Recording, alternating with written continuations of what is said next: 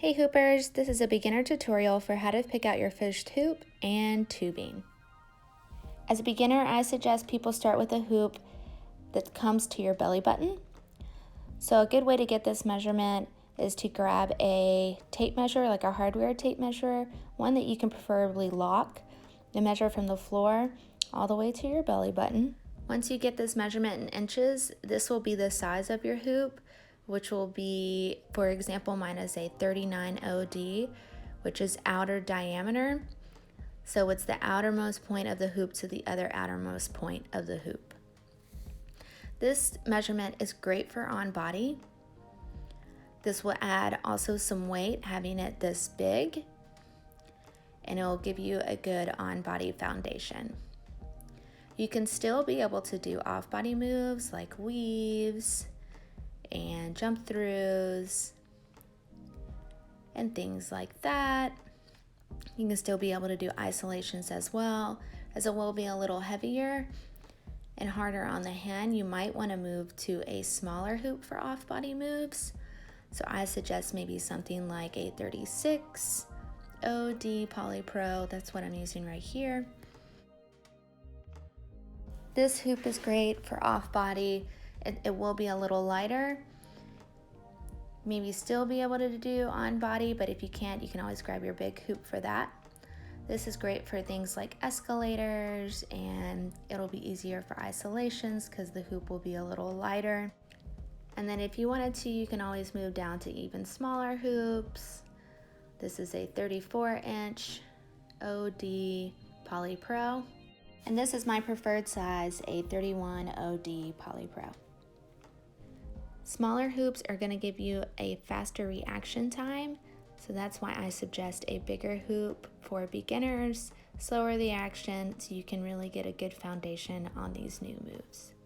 Now for a picture slideshow of all different types of tubings. This is showing you the different sizes, so we have 7/8, 3/4, 11/16, 5/8, and a 1/2 inch. This is the 7/8 tubing. This is great for beginners, and what I suggest, as it will add more weight to the hoop to get a good on-body foundation. This is your 3/4 tubing. It is common in the hooping world. I use it as my main tubing.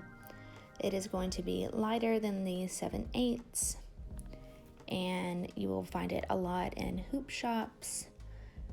It is great for off body, on body, anything really. It is Poly Pro, so it is going to be bouncy and more reactive. This is going to be your 11/16 tubing. This is between a 3/4 and 5/8, which means actually the tubing on the inside is going to be a lot thicker, so it will add an extra little bit of weight. A lot of people really like this tubing. It came into the hooping world pretty recently, so. This is going to be your 5/8 tubing, probably the most popular tubing in the hooping world. I would suggest this one to be no bigger than a 31, as it can become very flimsy. And it's also great if you were going to get it in minis, or doubles are really awesome with this tubing as well. This is going to be your 1/2 inch tubing, very light, great for minis and smaller hoops, very reactive. And this is going to be your HDPE tubing. This tubing is great to withstand harsh temperatures.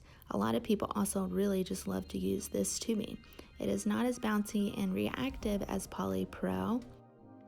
It is also a great tubing for beginners if you wanted to use that as well, and it will be less prone to crack or bend from the heat or the cold.